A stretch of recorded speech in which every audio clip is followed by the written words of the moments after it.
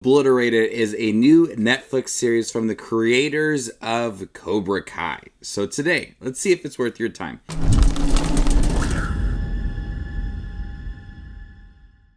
Hey everybody, my name is Justin here. I try to watch everything that hits theaters and on streaming services like Netflix. If you guys are like me, go ahead and hit that subscribe button down below and click that bell notification for more up-and-coming content. An elite special forces team thwarts a deadly threat to Las Vegas. After their celebratory party filled with booze, drugs, and sex, the team discovers that the bomb they deactivated was a fake. The now intoxicated team has to fight their impairments, overcome their personal issues, find the real bomb, and save the world.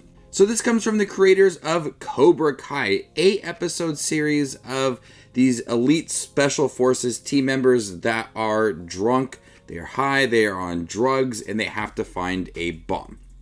I've been obliterated drunk before, I will admit that. And I do not feel that these characters were all that drunk.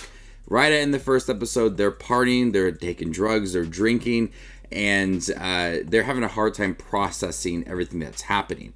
But from there on, we're supposed to see them continuing to be intoxicated, continuing to take shots and drinking and taking drugs. I really did not get that vibe that these characters were all that drunk. I've been there before, and I just didn't see that these characters had to go through so much struggle to overcome them being absolutely drunk throughout these 8 episodes. Because it takes place in Las Vegas, there's a bomb, and throughout the night, they have to find the real bomb. There's bad people involved. They have to interrogate people. They have to get information. There's different people within the group. There's the leader. There's the person who's really good at tech. There's the person that could defuse the bomb. Everybody's got their own special set of skills within here. And the series does a fine job of crafting this team and understanding that they do work really well together. Yes, there are some personal issues along the way, but for the most part, you do see that they work well as that team. They rely on each other. There's this bond between some of the members on this team, but for the most part, I really like how this team was built up throughout the series. Ups were shaken throughout the series, so we didn't get like the same characters together for every single we didn't get the same characters for every single episode. They managed to split the characters throughout, and that's where we really got to know them personally, their personal issues with each other, themselves as well. So you get to see this natural development of these characters throughout these 8 episodes. As the series does take place overnight, they're trying to find the real bomb, and in the dead of the night, there are some moments that do feel a little bit repetitive and drawn out. 8 episodes, I would say about 4 through maybe 6 is where it kind of slows down a little bit. There is still action and some comedy throughout, but it feels like it's kind of losing its pace a little bit mid-half of the series.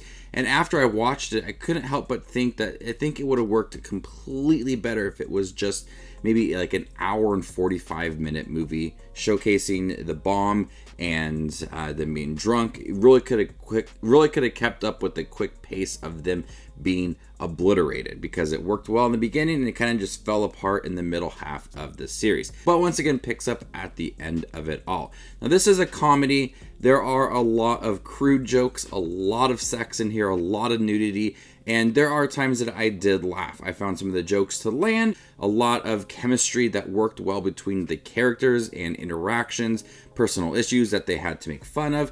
It wasn't like I was laughing nonstop throughout this series. You know, jokes here and there, and they kept the tone overall very light, action-packed, and enjoyable to watch. Like I said, there's a lot of nudity. I was not expecting that within here.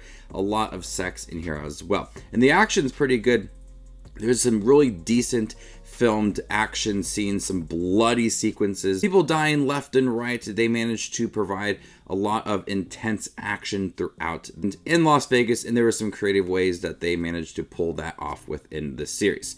So overall, Obliterated, there was characters I liked in here. I liked the leader of the team and how she formed this relationship with another character named Chad, and how He had to overcome some personal issues throughout. We had this father, Paul, who was trying to locate his daughter. Some characters had some urgency throughout, but I like how each character had a different skill set and they contributed a lot to the team.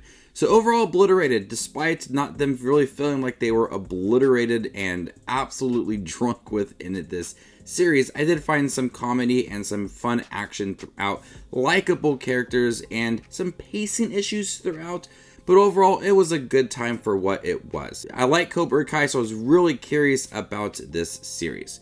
So before I give you my score for Obliterated on Netflix, make sure to check out my channel. Here I do movie reviews, trailer reactions, ranking videos, tier lists, all that fun movie-related content that you see on YouTube. I do it all here, so hit that subscribe button to get it all in one spot. I'm going to go ahead and give Obliterated a B-. Thank you guys for checking out my review for Obliterated, the new Netflix series. Have you guys seen it by chance? What do you think about it? Let me know in the comment section down below, and stay tuned for more up-and-coming content like this. My name is Just Watches Movies, and you guys stay classy, YouTube.